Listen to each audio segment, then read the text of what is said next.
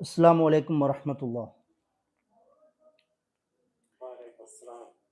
West Asian north African സ്റ്റഡീസിൻ്റെ വളരെ പ്രധാനപ്പെട്ട വിഷയങ്ങളാണ് നമ്മൾ ഈ കഴിഞ്ഞ കാലം 1.5 മാസമായി സംസാരിച്ചു കൊണ്ടിരുന്നത്.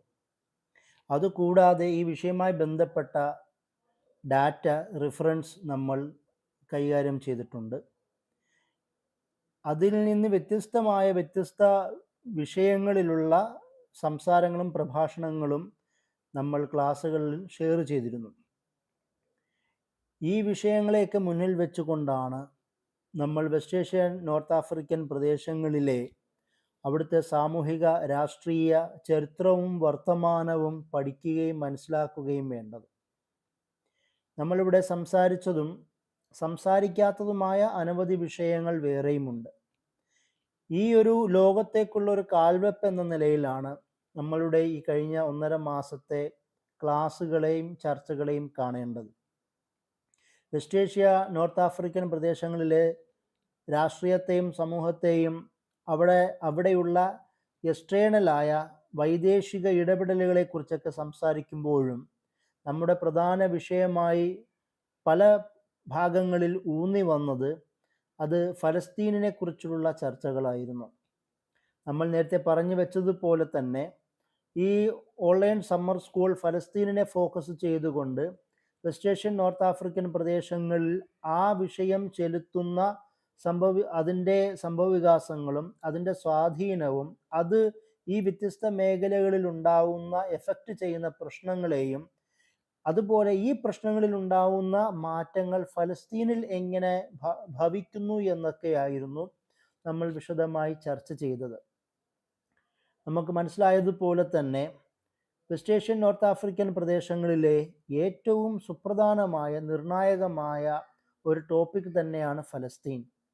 അവിടെ ആ ഒരു പ്രദേശം ഒരുപക്ഷെ അവിടുത്തെ രാഷ്ട്രീയം മനുഷ്യാവകാശമായി നമുക്ക് മനസ്സിലാക്കാം, അറബ് ദേശീയവാദത്തിൻ്റെ ഒരു വിഷയം എന്ന നിലയിലും നമുക്കതിനെ കാണാം.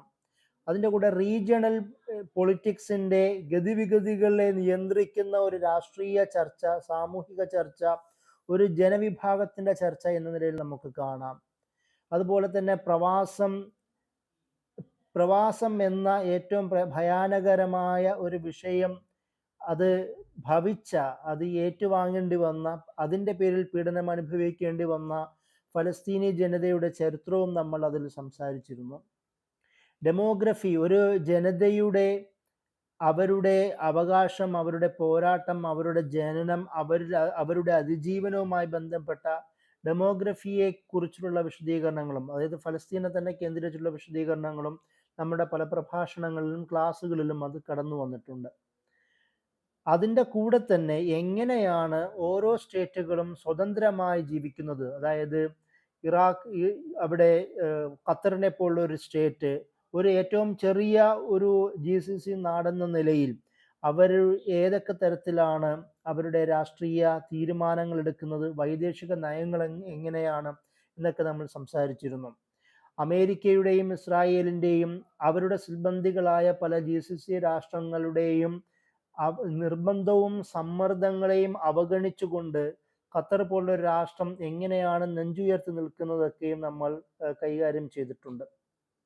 അതിൻ്റെ കൂടെ നമ്മൾ ക്ലാസ്സുകളിൽ ഷെയർ ചെയ്ത ഇറാൻ എന്ന് പറയുന്ന ഒരു സ്റ്റേറ്റ് 1979 ഒരു വിപ്ലവത്തിലൂടെ രൂപപ്പെട്ട ഇറാൻ എന്ന് പറയുന്ന ഒരു ഷിഈ ഡൈമെൻഷൻ്റെ അടിസ്ഥാനത്തിൽ രൂപീകരിക്കപ്പെട്ട ഒരു സ്റ്റേറ്റ്, എന്നാൽ ആ സ്റ്റേറ്റിനെതിരെ അമേരിക്കയുടെ സഹായത്തോടു കൂടി തന്നെ 8 വർഷം സദ്ദാം ഹുസൈൻ്റെ കയ്യാൽ യുദ്ധത്തിൽ ഏർപ്പെടേണ്ടി വരികയും, എന്നിട്ട് 8 വർഷം കഴിഞ്ഞിട്ടും ഒന്നാം ഗൾഫ് വാർ എന്ന് വിളിക്കപ്പെടുന്ന ഇറാൻ ഇറാഖ് യുദ്ധത്തിന് ശേഷവും ഇറാൻ ഇപ്പോഴും അമേരിക്കയുടെയും ബാക്കിയുള്ളവരുടെയും സമ്മർദ്ദങ്ങളെ അതിജീവിച്ച് ജീവിക്കുന്നതിൻ്റെ ഒരു ചരിത്രം നമ്മൾ പലതവണ ക്ലാസ്സുകളിൽ സംസാരിച്ചിട്ടുണ്ട്.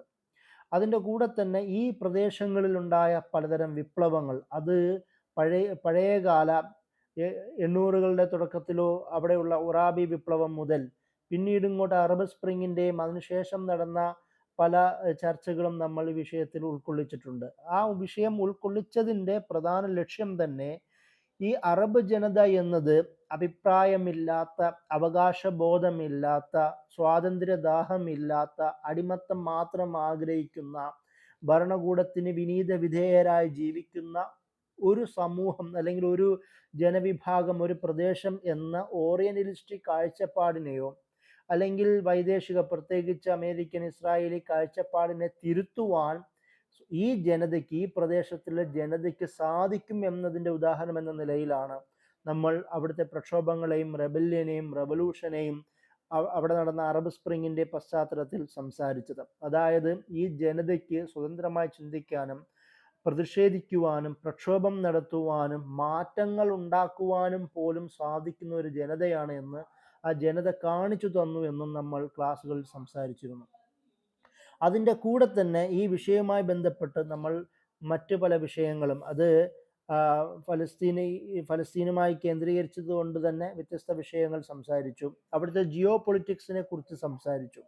അതായത് സെക്ടേറിയൻ ഡൈമെൻഷനെ മുന്നിൽ നിർത്തിക്കൊണ്ട് അറബ് ജനതയെ അല്ലെങ്കിൽ വെസ്റ്റ് ഏഷ്യൻ നോർത്ത് ആഫ്രിക്കൻ ജനതയെ പല സെക്റ്റുകളായി തരംതിരിക്കുകയും അതിൽ നിന്നുകൊണ്ട് പരസ്പരം പോരടിക്കുകയും, അത് ഐഡിയോളജിക്കൽ ഡ്രിഫ്റ്റ് ആവട്ടെ, സായുധമായ സമരങ്ങളാവട്ടെ, ഈ പലതരത്തിലുള്ള പോരാട്ടങ്ങളിൽ എപ്പോഴും വിധേയരാവേണ്ട ഒരു സമൂഹം എന്ന നിലയിൽ ആ ഒരു കാഴ്ചപ്പാടിലൂടെ സെക്ടേറിയൻ പൊളിറ്റിക്സ് അങ്ങനെ തന്നെ പിടിച്ചുയർത്തി നിർത്തുക എന്ന് പറയുന്ന വൈദേശിക താല്പര്യങ്ങളെ നമ്മൾ ക്ലാസ്സുകളിൽ സംസാരിച്ചിരുന്നു. എന്നാൽ നമ്മൾ പറഞ്ഞിരുന്നു വെസ്റ്റ് ഏഷ്യൻ നോർത്ത് ആഫ്രിക്കൻ പ്രദേശങ്ങളെന്ന് പറയുന്നത് അത് സെക്ടേറിയൻ ഡയമെൻഷനേക്കാളും അപ്പുറം റീജിയണൽ പൊളിറ്റിക്സും അതിൽ വൈദേശിക ഇടപെടലുകളുടെ ഭാഗമായി ഉണ്ടാവുന്ന പ്രശ്നങ്ങളുമാണ് ഈ വെസ്റ്റ് ഏഷ്യൻ നോർത്ത് ആഫ്രിക്കൻ പ്രദേശത്തെ പ്രധാനമായും ഈ സംഭവബഹുലമായ ഒരു പ്രദേശമാക്കി മാറ്റുന്നത് എന്ന് നമ്മൾ ഈ ക്ലാസ്സുകളിൽ സംസാരിച്ചിരുന്നു. അതിൻ്റെ കൂടെ തന്നെ ഈ പ്രദേശങ്ങളിലെ ഒരു രാഷ്ട്രീയത്തെക്കുറിച്ച് വ്യത്യസ്ത വിഷയങ്ങൾ ആയിട്ട് തന്നെ നമ്മൾ കൈകാര്യം ചെയ്തു. ഫലസ്തീൻ അല്ലെങ്കിൽ ഖത്തർ, ഇറാൻ, ഇറാഖ്, സിറിയ പോലുള്ള പ്രദേശങ്ങൾ അത് വെറും ചെറുതായിട്ട് കാണേണ്ടതല്ല എന്നും അതിന് നിർണായകമായ ഒരുപാട് മാനങ്ങൾ അവിടെ ഉണ്ട് എന്നും സംസാരിച്ചു. അതിലേറ്റവും വളരെ പ്രസക്തമായി തന്നെ നമ്മൾ എടുത്ത വിഷയമാണ് ഹൂത്തികളെ കുറിച്ചിട്ടുള്ള ഒരു വിഷയം. അതായത് ഇന്ന് ഇപ്പോഴും ഫലസ്തീൻ വിഷയത്തിൽ ഹമാസ് ഫലസ്തീനുള്ളിൽ നിന്നുകൊണ്ട് ബാക്കിയുള്ള പോരാട്ട സംഘടനകളുടെ സഹായത്തോടു കൂടി തന്നെ വളരെ ദുർബലമായ ഒരു അവസ്ഥയിലാണെങ്കിൽ പോലും ചെറുത്തുനിൽപ്പ് നടത്തുവാനും അവരുടെ താല്പര്യങ്ങളിലേക്കും അമേരിക്കയും ഇസ്രായേലും പലപ്പോഴും ഇപ്പോൾ അവസാനത്തെ സീസ് ഫെയർ പോലും നടക്കാൻ പോകുന്നു എന്ന് നമുക്കറിയാം. അതായത് അവരുടെ താല്പര്യങ്ങളിലേക്ക് ഇവർ വരേണ്ടി വരുന്ന ഒരു സാഹചര്യം സൃഷ്ടിക്കുന്നുണ്ട് എന്നും നമുക്കറിയാം. എന്നാൽ ഭൂമിശാസ്ത്രപരമായി വളരെ വ്യത്യസ്തമായ ഒരു പ്രദേശത്ത് കിടക്കുന്ന യമനിലെ അവിടെയുള്ള ഹൂത്തികൾ എന്ന് വിളിക്കപ്പെടുന്ന ഒരു വിഭാഗം ഈ ഒരു വിഷയത്തിൽ വളരെ പ്രോആക്റ്റീവായ നിലപാട് സ്വീകരിക്കുകയും ഇസ്രായേലിനെയും ചുറ്റുപാടുമുള്ള അമേരിക്കൻ ഇസ്രായേലി സിൽബന്ധികളായ രാഷ്ട്രങ്ങളെയും തങ്ങളുടെ താല്പര്യങ്ങളിലേക്കും സമ്മർദ്ദത്തിലേക്കും കൊണ്ടുവരാൻ കഴിഞ്ഞതിൻ്റെ ചരിത്രവും വർത്തമാനവും നമ്മൾ നമ്മുടെ ക്ലാസ്സുകളിൽ സംസാരിച്ചിരുന്നു. അതിൻ്റെ കൂടെ തന്നെ ഈ വിഷയത്തിൽ എന്തുകൊണ്ടാണ് ഈ ഒരു പ്രശ്നങ്ങൾ രൂപപ്പെടുന്നത്, അത് വൈദേശിക ശക്തികളുടെ ഇടപെടലുകളാണ് അതിൻ്റെ പ്രധാന കാരണങ്ങളിൽ പ്രധാനമെന്നത് നമ്മൾ സംസാരിച്ചിരുന്നു. അതിൽ അമേരിക്ക എന്ന് പറയുന്ന ഒരു സ്റ്റേറ്റ് അവരുടെ രൂപീകരണം മുതൽ, അല്ലെങ്കിൽ വെസ്റ്റ് ഏഷ്യൻ നോർത്ത് ആഫ്രിക്കൻ പ്രദേശങ്ങൾ രാഷ്ട്രീയപരമായും സാംസ്കാരികപരമായും ആധുനിക കാലത്ത് ചർച്ച ചെയ്യപ്പെടുന്ന കാലം മുതൽ ഈ അമേരിക്കൻ സ്റ്റേറ്റ് അവരുടെ വൈദേശിക ഇടപെടലുകൾ ഈ പ്രദേശത്തിൽ ഏത് തരത്തിലാണ് മാറ്റം വരുത്തിയതെന്നും അതിൻ്റെ പ്രധാന കാരണമെന്നും നമ്മൾ സംസാരിച്ചിരുന്നു.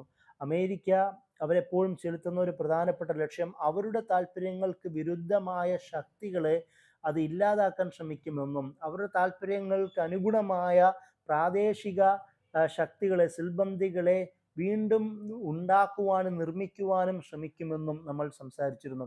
അതിൻ്റെ ഭാഗമായിട്ടാണ് ഈ വെസ്റ്റ് ഏഷ്യയെ മുറിക്കുന്നതും അതിൻ്റെ പേരിൽ ഉണ്ടാക്കിയ ഫലസ്തീനിൻ്റെ വിഷയത്തിൽ തന്നെ ഉണ്ടാക്കിയ നിരവധി കരാറുകളിൽ പ്രധാനമായി അമേരിക്ക വരുന്നത് പോലും അവരുടെ താല്പര്യങ്ങളെ സംരക്ഷിക്കാനുള്ള ഒരു ആഗ്രഹം വെച്ചുകൊണ്ടാണ്. അതുകൊണ്ട് തന്നെ നമ്മൾ അമേരിക്കയുടെ ഈ വിഷയത്തിലുള്ള വെസ്റ്റ് ഏഷ്യൻ വൈദേശിക നയങ്ങളെക്കുറിച്ച് നമ്മൾ പ്രധാനമായും സംസാരിച്ചിരുന്നു. ഇതിൻ്റെ കൂടെ നമ്മൾ ഉൾപ്പെടുത്തിയ മറ്റൊരു പ്രധാന വിഷയമാണ് ഈ വെസ്റ്റ് ഏഷ്യൻ നോർത്ത് ആഫ്രിക്കൻ പ്രദേശങ്ങളിൽ ചരിത്രത്തിൻ്റെ വിവിധ കാലഘട്ടങ്ങളിൽ ഉയർന്നു വന്ന ദേശീയവാദ ചിന്തകളെക്കുറിച്ച് നമ്മുടെ ഒരു പ്രധാന വിഷയമായി നമ്മൾ കൊണ്ടുവന്നിരുന്നു. അതിൽ അറബ് നാഷണലിസം പ്രധാന വിഷയമായിരുന്നു. അറബ് നാഷണലിസം മുമ്പ് തന്നെ, അതായത് ഈ വെസ്റ്റേൺ ഇൻ്റർഫിയറൻസ് വരുന്ന ഒരു പശ്ചാത്തലത്തിൽ തന്നെ അറബ് നാഷണലിസം സജീവമായിരുന്നു. അത് ഫ്രാൻസിനെതിരെയും ബ്രിട്ടനെതിരെയും പോരാടുന്നതിൽ അറബ് നാഷണലിസം വലിയ സഹായമായിട്ടുണ്ട്. അതിൻ്റെ കൂടെ തന്നെ ഈ ഉസ്മാനിയ ഖിലാഫത്തിനോട് വിടുതി പ്രഖ്യാപിച്ചുകൊണ്ട് രൂപപ്പെട്ട പലതരം വിഘടനവാദങ്ങളിലും അറബ് നാഷണലിസം ഉണ്ടായിരുന്നു. അത് 1916 മുതൽ പിന്നീട് 1926-30 വരെ നീണ്ടുനിന്ന പലതരം പോരാട്ടങ്ങളെയും അറബ് റിവോൾട്ട്, അറബ് പ്രക്ഷോഭം അടക്കമുള്ള കാര്യങ്ങളെയും നമ്മൾ ഈ വിഷയത്തിൽ ഉൾപ്പെടുത്തിയിരുന്നു. സൗദി അറേബ്യയുടെ രൂപീകരണം പോലും ഒരു തരത്തിൽ ഈ ഒരു സൗദ് ഡൈനാസ്റ്റിയുടെ, സൗദ് കുടുംബത്തിൻ്റെ തന്നെ ആ പ്രദേശത്തിൽ നിന്നുള്ള ഒരു വിഘടനവാദത്തിൻ്റെ ഒരു വിഷയം നമ്മൾ ഉൾക്കൊള്ളിച്ചു. അത് നമ്മൾ സംസാരിച്ചിരുന്നു. അതുപോലെ തന്നെ ഇന്നും ഈ അറബ് നാഷണലിസം ഏകദേശം തകർന്നടിഞ്ഞെങ്കിൽ പോലും, അതായത് നാസറിസത്തിൻ്റെ ഭാഗമായി അറബ് നാഷണലിസം ഉയർന്നു വന്നുവെങ്കിലും ജമാൽ അബ്ദുൽ നാസറിൻ്റെ 1970 മരണത്തോടു കൂടി അത് ഇല്ലാതാവുകയും പിന്നീട് സജീവമാവുന്നത് മറ്റു പല വിഷയങ്ങളാണ്. അതായത് അതിനു മുമ്പ് തന്നെ കുർദ് നാഷണലിസത്തെക്കുറിച്ച് നമ്മൾ സംസാരിച്ചിരുന്നു. 1900ങ്ങളുടെ തുടക്കത്തിൽ തന്നെ കുർദ് നാഷണലിസ്റ്റ് ചർച്ചകൾ മുമ്പ് ഉണ്ടായിരുന്നു. എന്നാൽ പിന്നീട് അത് തുർക്കി ഒരു സ്റ്റേറ്റായി രൂപപ്പെടുകയും തുർക്കി സ്റ്റേറ്റുമായി കുർദുകൾ സായുധ സമരങ്ങളിൽ ഇടപെടുകയും അതുമായി രക്തരൂക്ഷിതമായ കലാപങ്ങൾ അതിൻ്റെ പേരിൽ ഉണ്ടാവുകയും പിന്നീട് തുർക്കിഷ് നാഷണലിസത്തെ തീവ്രവാദമായി തുർക്കി സ്റ്റേറ്റ് പ്രഖ്യാപിക്കുകയും ചെയ്യുന്ന ഒരു കാലഘട്ടത്തെയും നമ്മൾ ഉൾപ്പെടുത്തിയിരുന്നു. ഇപ്പോൾ നിലവിൽ കുർദുകൾ, അതായത് ഈ ഒരു നാഷണലിസത്തിൻ്റെ പ്രധാന വക്താക്കളായ PKK എന്ന് വിളിക്കപ്പെടുന്ന ഒരു മിലീഷ്യ, അവർ തുർക്കി ഭരണകൂടവുമായി അത് സമവായത്തിലെത്തുകയും ആയുധം കീഴടക്കുകയും ഒരു ചർച്ചകൾ പുനരാരംഭിക്കുകയും ചെയ്തു എന്ന് നമുക്കറിയാം. എന്നാൽ പോലും ഈ കുർദ് നാഷണലിസത്തിൻ്റെ വിവിധ വിഭാഗങ്ങൾ സിറിയയിലും മറ്റു ഭാഗത്തും ഉണ്ടാവുകയും ഈ വിഘടനവാദികളെ അമേരിക്കയും ഇസ്രായേലും അടക്കമുള്ള പ്രാദേശിക സാമ്രാജ്യത്വ ശക്തികൾ ഈ ഭാഗത്തെ സമാധാനപരമായ രാഷ്ട്രീയ ഗതിവിഗതികൾക്ക് വിഘാതം സൃഷ്ടിക്കുവാൻ ഉപയോഗിക്കുകയും ചെയ്യുന്ന ഒരു വസ്തുതയെക്കുറിച്ച് നമ്മൾ ക്ലാസ്സുകളിൽ സംസാരിച്ചിരുന്നു. അതിൻ്റെ കൂടെ തന്നെ മറ്റൊന്നാണ് തുർക്കിഷ് നാഷണലിസത്തിൻ്റെ ചരിത്രവും. അതായത് ഖിലാഫത്തിൻ്റെ ഒരു പതനത്തിലേക്ക് തുർക്കിഷ് നാഷണലിസം കാരണമാവുന്നു. പിന്നീട് ഈ അറബ് ഭാഗത്തു നിന്നുള്ള ഒരു വിടുതി അവർ പ്രഖ്യാപിച്ചുകൊണ്ട് തുർക്കിയെ ഒരു തുർക്കി സ്റ്റേറ്റായി പ്രഖ്യാപിക്കുന്നു. അതോടുകൂടി ആ തുർക്കി സ്റ്റേറ്റ് പിന്നീട് യൂറോപ്പനൈസേഷനും വെസ്റ്റേണൈസേഷനും പ്രധാന പ്രോസസ്സായും സ്റ്റേറ്റ് കാഴ്ചപ്പാടായും അവർ സ്വയം സ്വീകരിക്കുന്നു. അതിൻ്റെ ഭാഗമായി ഉണ്ടാകുന്ന ഒരുപാട് മാറ്റങ്ങൾ ഉണ്ടാകുന്നു. ഈ കുർദിഷ് നാഷണലിസത്തിൻ്റെ ഭാഗമായി അവിടെ ഒരു മുഴുവൻ മുസ്ലിം സൊസൈറ്റിയായ 95-ലധികം മുസ്ലിങ്ങളുള്ള ഒരു സ്റ്റേറ്റിൽ അവർ നടത്തുന്ന സെക്കുലറൈസേഷൻ പ്രോസസ്സ്, നാഷണലിസത്തിൻ്റെ പേരിൽ സെക്കുലറൈസേഷൻ പ്രോസസ്സ് ഉണ്ടാക്കുന്ന വിഘാതങ്ങളെയും നമ്മൾ ക്ലാസ്സുകളിൽ സംസാരിച്ചിരുന്നു. ഇതിൻ്റെ കൂടെ ഫലസ്തീൻ ഒരു പ്രധാന വിഷയമായതുകൊണ്ട് തന്നെ ഈ ഒരു വിഷയത്തിൽ ഏറ്റവും സുപ്രധാനമായി നമ്മൾ വിശദമായി സംസാരിച്ചത് സിയോണിസം എന്ന് പറയുന്ന ഒരു ജൂവിഷ് നാഷണലിസത്തെ കുറിച്ചിട്ടാണ്. അത് തിയോഡർ ഹെർസലിനെ അടക്കമുള്ള നിരവധി സ്കോളേഴ്സുകൾ എങ്ങനെയാണ് ഈ ജൂയിഷ് നാഷണലിസം ഉയർത്തിക്കൊണ്ടുവന്നതെന്നും അത് ദ ജൂയിഷ് സ്റ്റേറ്റ് എന്ന് പറയുന്ന രചനയിലൂടെ ഒരു ജൂയിഷ് ഹോംലാൻഡ്, അത് ഫലസ്തീനിൽ തന്നെ ഉണ്ടാവണമെന്ന് പറഞ്ഞ ബിബ്ലിക്കൽ നരേറ്റീവിൻ്റെ സഹായത്തോടു കൂടി ജനതയ്ക്ക് മുമ്പിൽ സമർപ്പിക്കുകയും അതിൻ്റെ ഭാഗമായി തന്നെ 50 വർഷത്തിനിടയിൽ 1948 അവർക്ക് ഒരു ജൂയിഷ് സ്റ്റേറ്റ് രൂപീകരിക്കുന്ന കഴിഞ്ഞു എന്നതും അതിനവരുപയോഗിച്ച തന്ത്രങ്ങളെയും വാദഗതികളെയും ജസ്റ്റിഫിക്കേഷനെയും എല്ലാം നമ്മൾ വിശദമായി സംസാരിച്ചിരുന്നു. അതിൻ്റെ കൂടെ നമ്മൾ പ്രധാനമായും ഉൾക്കൊള്ളിച്ച മറ്റൊരു വിഷയമാണ് ഇസ്ലാം. ഒരു പ്രത്യയശാസ്ത്രം, ഒരു മതം, ഒരു കൾച്ചർ, ഒരു മെത്തഡോളജി എന്ന നിലയിലൊക്കെയും ഇസ്ലാം എങ്ങനെയാണ് വെസ്റ്റ് ഏഷ്യൻ നോർത്ത് ആഫ്രിക്കൻ പ്രദേശങ്ങളിൽ ഇത്രയും നിർണായകമായി മാറുന്നത് എന്ന് നമ്മൾ സംസാരിച്ചിരുന്നു. അതിൽ ഈ ഒരു വിഷയത്തിൽ ഏറ്റവും കൂടുതൽ ചർച്ച ചെയ്യപ്പെടുന്ന 3 ടെർമിനോളജികളെ, 3 പദാവലികളെ നമ്മൾ പ്രധാനമായും കൈകാര്യം ചെയ്തു. അതിൽ ഒന്ന് ഇസ്ലാമിസമാണ്. എങ്ങനെയാണ് ഇസ്ലാമിസം എന്നുള്ള പദം രൂപപ്പെടുന്നത്? അത് വോൾട്ടേർ എന്ന് വിളിക്കപ്പെടുന്ന യൂറോപ്യൻ നവോത്ഥാനത്തിൻ്റെ പ്രധാനികളിൽ ഒരാളായ അയാളാണ് ഈ വോൾട്ടേർ എന്നുള്ള പദം, ഈ ഒരു ഇസ്ലാമിസം എന്നുള്ള പദം കൊണ്ടുവരുന്നതെന്നും അതുകൊണ്ട് ഉദ്ദേശിക്കുന്നത് ഇസ്ലാം മാത്രമായിരുന്നുവെന്നും അതായത് മുഹമ്മദ് എന്ന് പറയുന്ന നോവൽ എഴുതിക്കൊണ്ട് മുഹമ്മദിനെ ബാർബറിക്കായി ചിത്രീകരിക്കുന്ന ഒരു കാഴ്ചപ്പാടിനെയും പറഞ്ഞു. അതായത് ഇന്ന് ലോകത്ത് ഒരു മുസ്ലിം സാമുദായിക സാമൂഹിക രാഷ്ട്രീയ പ്രവണതയെ വിളിക്കുന്ന ഇസ്ലാമിസം എന്ന് പറയുന്ന ആ ഒരു ചർച്ച രൂപപ്പെടുത്തിയത് ഇസ്ലാമോഫോബായ മുഹമ്മദ് നബി സല്ലല്ലാഹു അലൈഹി വസല്ലമയെ ശക്തമായി വെറുത്തിരുന്ന ഒരാളായിരുന്നു അത് ഫോം ചെയ്തത്, കോയിൻ ചെയ്തത് എന്നത് ചേർത്ത് വായിക്കേണ്ടതാണ്.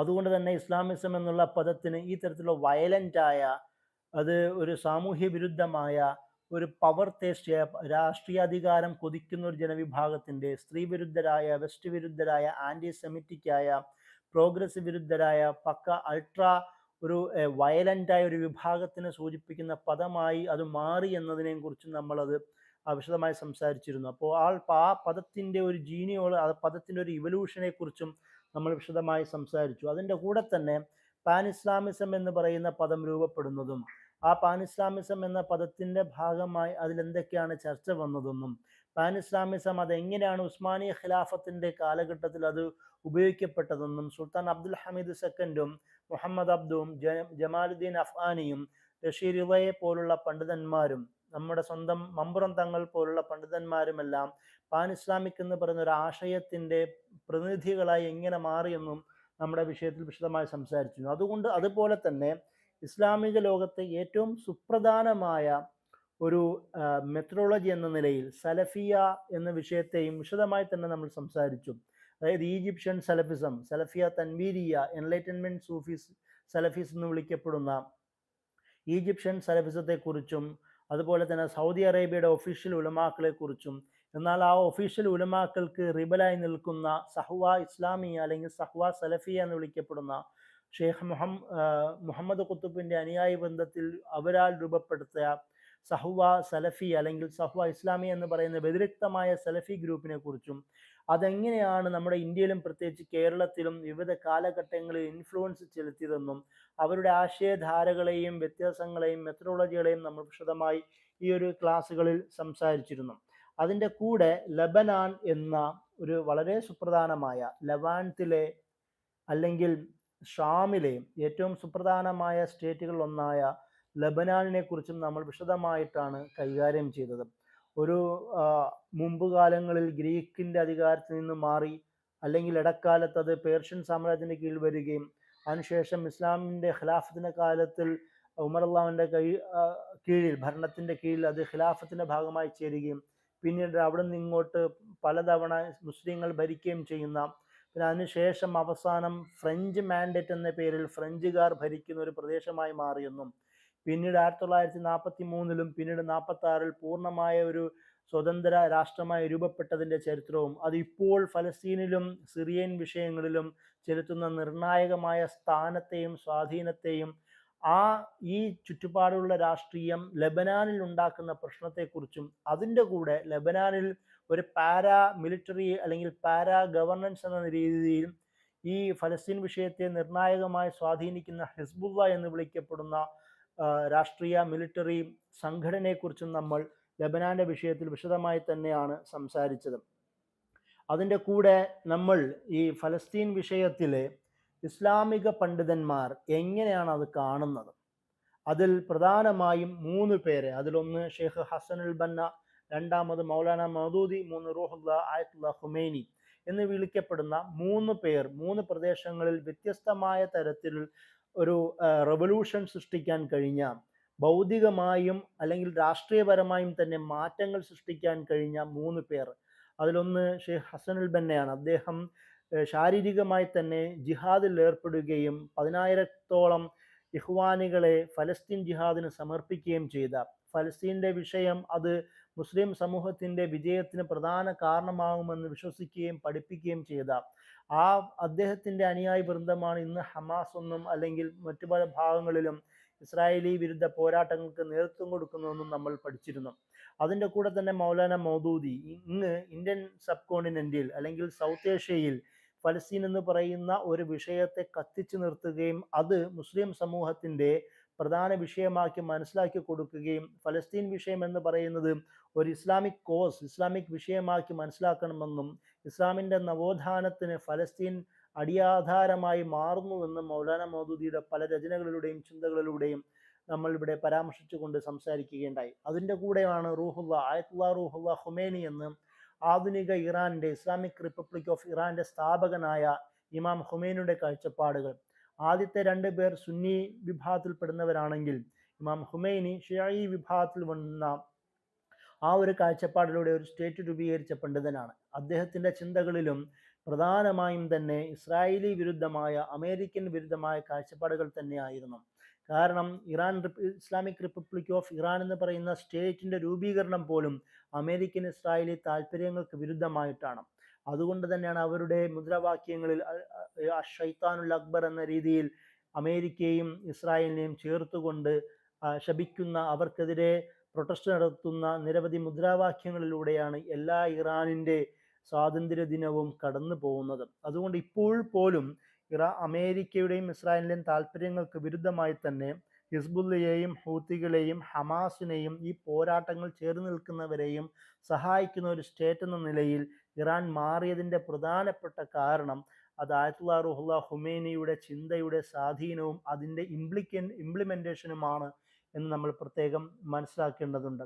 അതുപോലെ തന്നെ ഫലസ്തീൻ ഒരു പ്രശ്നമായി അതിൽ റീജിയണലായ GCCകളാവട്ടെ ബാക്കിയുള്ള സ്റ്റേറ്റുകളാവട്ടെ ഈ സ്റ്റേറ്റുകളെല്ലാം ഫലസ്തീൻ വിഷയത്തെ എങ്ങനെ സമീപിക്കുന്നു എന്ന് നമ്മൾ വിശദമായി സംസാരിച്ചിരുന്നു. അതിൽ പലതവണ അറബ് ഇസ്രായേൽ വാർ ഉണ്ടാവുന്നതിനെക്കുറിച്ചും ആ വാർ യുദ്ധങ്ങൾ ഉണ്ടായതിനു ശേഷം പല ഭാഗങ്ങളായി പല ചരിത്ര ഘട്ടങ്ങളിലായി ഇസ്രായേലുമായി സന്ധിയിൽ ഏർപ്പെടുന്ന സ്റ്റേറ്റുകളെക്കുറിച്ചും അവസാനം അബ്രഹാം അക്കോർഡ്സ് എന്ന പേരിൽ അമേരിക്ക തട്ടിക്കൂട്ടി ഉണ്ടാക്കിയ ആ ഒരു വിഷയത്തിൽ ഫലസ്തീനികളുടെ സാന്നിധ്യം പോലുമില്ലാതെ ഫലസ്തീനിൻ്റെ പേരിൽ കച്ചവട താല്പര്യങ്ങൾ മുന്നിൽ വെച്ചുകൊണ്ട് സന്ധിയിൽ ഏർപ്പെട്ട GCC നാടുകളുടെ ഒരു പരിതസ്ഥിതിയെയും നമ്മൾ ആ വിഷയത്തിൽ സംസാരിച്ചിരുന്നു. അതുപോലെ തന്നെ തൂഫാനുൽ അഖ്സ സംഭവിക്കുന്ന ഒരു പശ്ചാത്തലത്തിൽ സൗദി അറേബ്യ അതിൻ്റെ തൊട്ടൊരാഴ്ചയ്ക്ക് മുമ്പ് പോലും നോർമലൈസേഷൻ പ്രോസസ്സിൽ ഏർപ്പെട്ടിരുന്നുവെന്നും പക്ഷേ തൂഫാനുൽ അഖ്സ അത് തടഞ്ഞുവെന്നും അതിനുശേഷം സൗദി അറേബ്യ ഫലസ്തീൻ കോസിൻ്റെ ലീഡർഷിപ്പിലേക്ക് വരുന്ന ഒരു മാറ്റവും നമ്മൾ ആ ഒരു വിഷയം സംസാരിക്കുമ്പോൾ പറഞ്ഞിരുന്നു. അങ്ങനെ ഈ ഒരു വിഷയങ്ങൾ നിരവധി 1.5 മാസം നീണ്ടു നിൽക്കുന്ന ഈ ഒരു കാലഘട്ടത്തിൽ വ്യത്യസ്തമായ വിഷയങ്ങൾ സംസാരിക്കുകയും അത് ആ ഓരോ സ്റ്റേറ്റിൻ്റെയും അല്ലെങ്കിൽ ആ പ്രദേശത്തിൻ്റെയും പ്രധാന വിഷയങ്ങൾ ഉൾക്കൊള്ളിച്ചുകൊണ്ട് ഇവിടെ നടക്കുന്ന ഗതിവിഗതികളെയും നമ്മൾ സംസാരിച്ചിരുന്നു. അതിൻ്റെ കൂടെ തന്നെ നമ്മൾ അവസാനം പറഞ്ഞത് ഈ വെസ്റ്റ് ഏഷ്യ നോർത്ത് ആഫ്രിക്കൻ പ്രദേശങ്ങളെന്ന് പറയുന്നതും വെറും യുദ്ധങ്ങളുടെയും സംഘർഷങ്ങളുടെയും കോൺഫ്ലിക്റ്റുകളുടെയും സെക്ടേറിയൻ യുദ്ധങ്ങളുടെയും വാറുകൾക്കും അപ്പുറം മറ്റൊരു ലോകമുണ്ടെന്നും അവർക്ക് സമാധാനപരമായി ജീവിക്കാൻ കഴിയുമെന്നും അവരുടെ സവിശേഷമായ പ്രത്യേകതകളെയും ആ പ്രത്യേകതകളിലൂടെ എങ്ങനെയാണ് നൂറ്റാണ്ടുകളായി അവർ ജീവിക്കുന്നതെന്നും വിശദീകരിച്ചുകൊണ്ട് നമ്മൾ അവസാനമായി ഈ വിഷയത്തെ കൈകാര്യം ചെയ്തു. അതായത് വെസ്റ്റ് ഏഷ്യൻ നോർത്ത് ആഫ്രിക്കൻ എന്ന് പറയുമ്പോൾ റിവോൾട്ടുകളെയും അല്ലെങ്കിൽ കോൺഫ്ലിക്റ്റുകളെയും സെക്ടേറിയൻ വാറിനെയും മാത്രം ഓർമ്മ വരുന്നത് ആ പ്രദേശങ്ങളെക്കുറിച്ച് ഓറിയൻഷ്യൽ രചനകളിലൂടെയും പുറത്തുള്ളവരുടെയും ഇമേജുകൾ നമ്മുടെ മനസ്സിൽ പതിഞ്ഞത് കൊണ്ട് മാത്രമാണ്. അതിനേക്കാളും അപ്പുറം സ്വതന്ത്രമായി ജീവിക്കാനും ചിന്തിക്കാനും അതുപോലെ തന്നെ സഹവർത്തിത്വത്തോടെ സഹകരിക്കാനും കഴിയുന്ന ഒരു ജനവിഭാഗവും കൂടിയിട്ടാണ് വെസ്റ്റ് ഏഷ്യൻ നോർത്ത് ആഫ്രിക്കൻ പ്രദേശങ്ങളെന്ന് മനസ്സിലാക്കുമ്പോഴാണ് ആ ഒരു പ്രദേശത്തിൻ്റെ ശരിയായ ഒരു പിക്ചർ നമ്മുടെ മനസ്സിൽ വരികയുള്ളൂ. അപ്പോൾ ഈ ഒരു ബോധത്തോടു കൂടി നമ്മൾ വെസ്റ്റ് ഏഷ്യൻ നോർത്ത് ആഫ്രിക്കൻ പ്രദേശത്തെ സമീപിക്കുകയും കൂടുതൽ പഠിക്കുകയും നമ്മൾ കൈകാര്യം അയച്ചു തന്ന ഡാറ്റ കൂടുതൽ വായിക്കുകയും പഠിക്കുകയും റെഫറൻസുകൾ ഉപയോഗിക്കുകയും ചെയ്യുക. ആ ഒരു രീതിയിലൂടെ വെസ്റ്റ് ഏഷ്യ നോർത്ത് ആഫ്രിക്ക എന്ന് പറയുന്ന പ്രവിശാലമായ ഒരു ലോകത്തെക്കുറിച്ച് ആ ഒരു ലോകത്തിൽ നിന്നുകൊണ്ട് തന്നെയുള്ള ചിന്തകളിലൂടെ, അതായത് എക്സ്റ്റേണലായ വൈദേശികമായ കാഴ്ചപ്പാടുകളിലൂടെയല്ല, ആ ലോകത്തിൻ്റെ അവിടെ നടന്ന സംഭവവികാസങ്ങളെയും ആ ജനതയുടെ കാഴ്ചപ്പാടുകളിലൂടെയും ആ ജനതയെക്കുറിച്ച് മനസ്സിലാക്കാൻ കഴിയുന്ന ഒരു പഠനമാണ് നമുക്ക് കിട്ടേണ്ടത്. ആ തരത്തിലുള്ള പഠനങ്ങൾ നടത്തുവാനും അതിലൂടെ കൂടുതൽ മനസ്സിലാക്കുവാനും നിങ്ങൾക്ക് കഴിയട്ടെ എന്ന് പ്രത്യാശിച്ചുകൊണ്ട് ഞാൻ അവസാനിപ്പിക്കുന്നു. അസ്സലാമു അലൈക്കും.